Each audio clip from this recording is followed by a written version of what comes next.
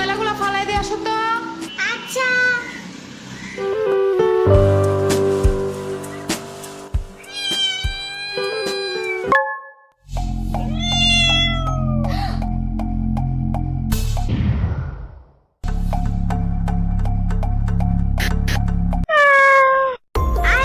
এত জোরে খোঁচা কেমনে খাইছো?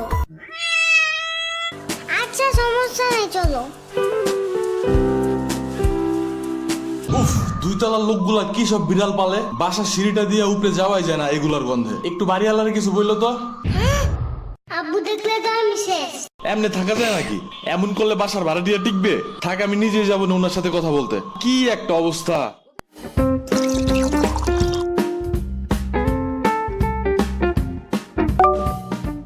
ও দাঁড়াও দাঁড়াও।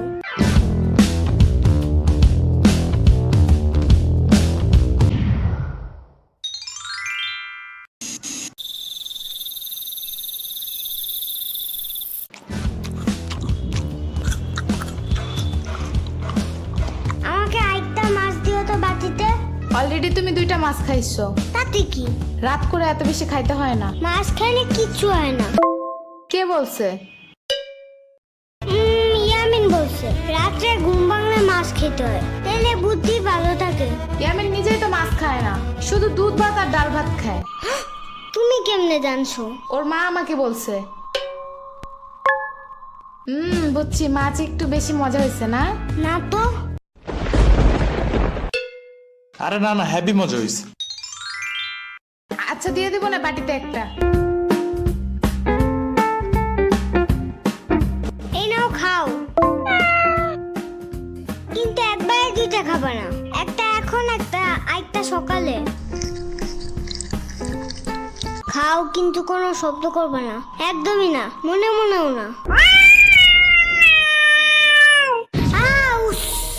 এত জোরে কেউ কথা বলে নাকি? আবু টের পেয়ে গেলে বাড়িওয়ালার কাছে বিচার দেবে, তোমার নামে আর আমার নামে, পরে বুঝবা।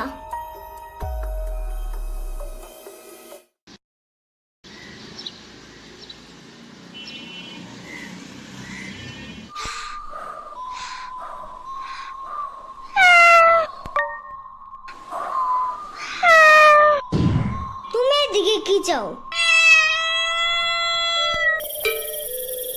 চুপচাপ খাদের নিচে যাও, ভুলেও যেন বাইরে না দেখি।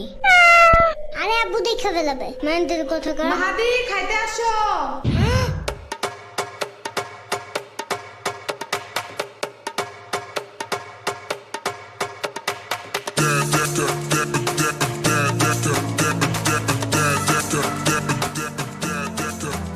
শুনো, আমি একটা ইম্পর্টেন্ট কাজে যাইতেছি, ওকে? আগুন ধরলে একটু চাইপে রেখো, গন্ধ পেলে কিন্তু সবাই বুঝে যাবে।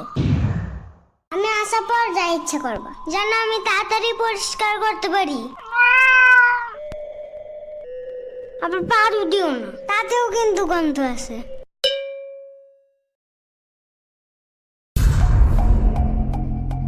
একটা শব্দ করবা না। সকাল 7টায় কারেন্ট